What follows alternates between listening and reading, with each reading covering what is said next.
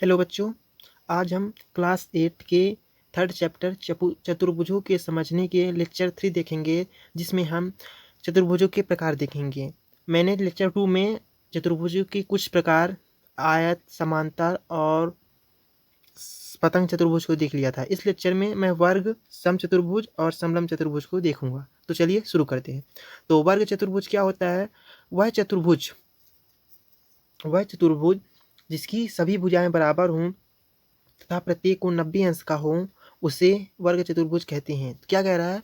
जिसकी चतुर्भुज में 4 भुजा बराबर होती है, तो बोल रहा है कि चारों भुजा अगर बराबर हैं, जैसे ये चारों भुजा बराबर है और चारों कोण कितने हों, अगर 90 अंश के हैं, तो वह चतुर्भुज वर्ग चतुर्भुज कहलाएगा। ठीक है।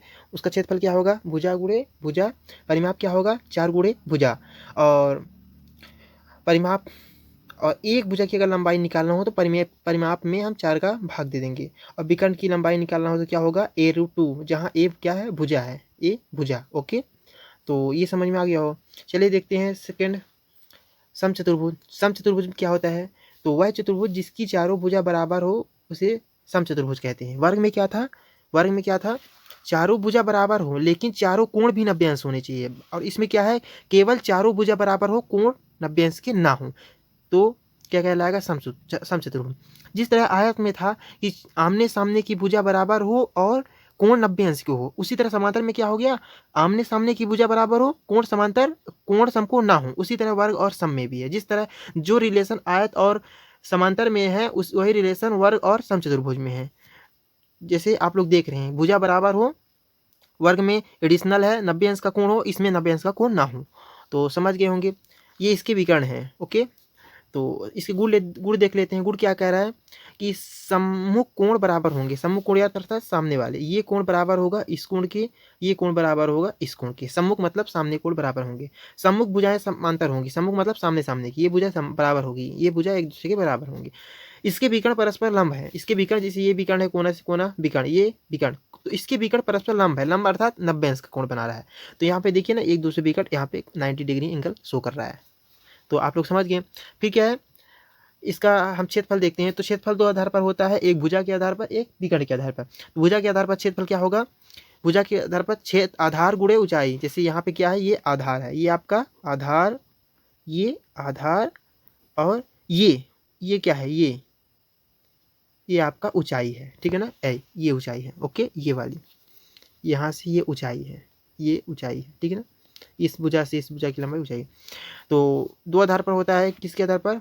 भुजा के आधार आधार भुजा के आधार पर क्षेत्र आधार गुणे ऊंचाई, और विकर्ण के आधार पर क्षेत्रफल क्या होगा? 1/2 into D1 into D2। What is D1 and D2? D1 and D2 is diagonals, विकर्ण है आपके, अर्थात ये विकर्ण और ये विकर्ण, ये विकर्ण D1, ये विकर्ण D2। किसी को आप D1 D2 मान सकते हैं। यहाँ पे कहने का मतलब है D1 और D2 क्या है? उसके विकर्ण है। ठीक है। अगर हम एक भुजा की लंबाई निकालें, जैसे ये समचतुर्भुज है, इसकी एक भुजा की लंबाई अगर निकालें तो क्या होगा? उसका सूत्र क्या होगा? एक भुजा की लंबाई के सूत्र का रूट ऑफ D1/D2 का होल स्क्वायर प्लस D2/2 का होल स्क्वायर, और होल का रूट है। ये एक भुजा की लंबाई का सूत्र हुआ। परिमाप का क्या होगा? 4 गुणे a। ठीक है। चलिए देखते हैं नेक्स्ट। आई होप समझ गए होंगे। समलंब चतुर्भुज क्या? वह चतुर्भुज जिसमें सम्मुख भुजाओं का एक युग्म समांतर हो और एक युग्म असमांतर हो, वह चतुर्भुज समलंब चतुर्भुज क्या कहलाता है। चलिए समझाते हैं इसको। क्या बोल रहा है? कि वह चतुर्भुज जिसमें सम्मुख भुजाओं का एक युग्म, ठीक, सम्मुख मतलब सामने, सम्मुख मतलब सामने, सम्मुख भुजाओं का एक युग्म समांतर एक असमांतर। यहाँ पे सम्मुख अर्थात सामने, ये सामने, इसमें सम्मुख भुजा का एक युग्म, ये समांतर है। अर्थात समांतर मतलब अगर हम दोनों लाइन को बढ़ाते जाएं, इन दोनों लाइन को, समांतर का मतलब क्या होता है? अगर इन दोनों लाइन को हम बढ़ाते जाएं, आपस में कभी नहीं मिलेंगी। जैसे रेल की पटरी आप देखते हैं, आप दोनों एक फिक्स डिस्टेंस पर होती हैं, कभी मिलती नहीं। उसी तरह ये भी है कि इनको मिलाएंगे, बढ़ाएंगे कर रेखा, तो कभी मिलेंगी नहीं। तो ये समांतर मतलब समान अंतर, दोनों रेखाओं के बीच में समान अंतर हो, तो ये इसमें एक युग्म समांतर हो। बट यहीं पे अगर हम सम्मुख भुजाओं का दूसरा युग्म जो कि ये है, अगर इसका हम देखें तो ये समांतर नहीं है। क्यों नहीं समांतर है? कि यहाँ पे आप देखेंगे कि इसको जब हम इसको बढ़ाएंगे और इसको बढ़ाएंगे, ये दोनों जाके एक दूसरे को यहाँ पे कट कर देंगी, अर्थात समान दूरी पर नहीं है। आगे फ्यूचर में जाके एक दूसरे को कट करेंगी, तो ये समांतर नहीं, असमांतर है। असमांतर मतलब मतलब नहीं, समांतर, समान अंतर नहीं है। ओके, तो इसमें एक भुजा का योग समांतर है, अर्थात ये समांतर है, ये असमांतर है, तो ये ऐसा चतुर्भुज समलम चतुर्भुज कहलाएगा। लेकिन आपके कक्षा 8 में ये वाला चतुर्भुज नहीं है समलम, बट ध्यान रखिए। तो इसका क्षेत्रफल क्या होता है, 1/2 समांतर भुजाओं का योग गुणा ऊंचाई, अर्थात समांतर भुजाओं का योग इन दोनों भुजा की लंबाई और ऊंचाई, अर्थात ये ऊंचाई है, ये ऊंचाई। ठीक है, आई होप आप लोगों को हमारा वीडियो पसंद आया हो। अगर आया हो तो चैनल को सब्सक्राइब करिए, वीडियो को लाइक करिए, शेयर करिए।